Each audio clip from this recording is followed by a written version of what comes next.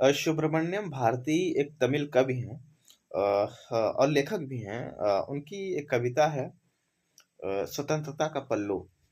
स्वतंत्रता का पल्लू एक कविता दरअसल एक पल्लू दरअसल एक दलित व्यक्ति है, दलित बालक है।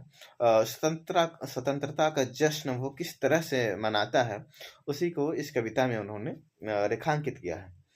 कविता कुछ यूँ है कि हम नाचेंगे और पल्लू गाएंगे। आज़ादी पाई है, हम खुशी मनाएंगे। हम नाचेंगे और पल्लू गाएंगे। ब्राह्मण को मालिक कहने के दिन अब गए। गोरों की सेवा करने के अब दिन बीत गए। याचक पर अत्याचारों के दिन अब बीत गए। धोखेबाज की सेवा के दिन अब बीत गए। हम नाचेंगे और पल्लू गाएंगे। सभी लोग कहते हैं अब तो हम स्वतंत्र हैं। हम सब भारतवासी निश्चय ही समान हैं। शंख फूंक कर जय जय उच्चार करेंगे। विजय नाद से धरती को गुंजरित करेंगे। हम नाचेंगे, पल्लू गाएंगे। भारत में समानता का अब नव युग आया है।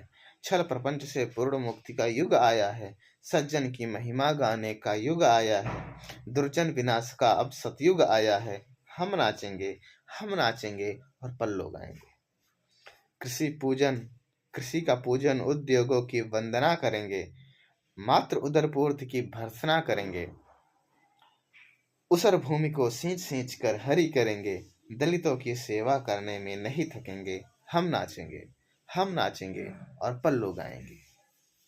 तो ये कविता जो है वो दरअसल क्या कह रही है, कई सेट्स में अपनी जो अपनी जो जीने की इच्छा है, जिस तरह से वो जीना चाहता है स्वतंत्र भारत में, वो अब जी पाएगा, इसकी खुशी का ही वर्णन है। और इस कविता में एक शब्द ये भी है, मात्र उदर पूर्ति की भर्त्सना करेंगे।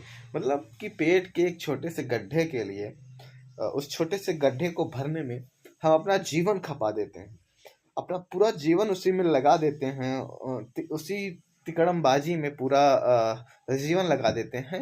इस चीज की इस कविता में निषेध की गई है। तो ये कविता कई मायने में महत्वपूर्ण है। शुक्रिया।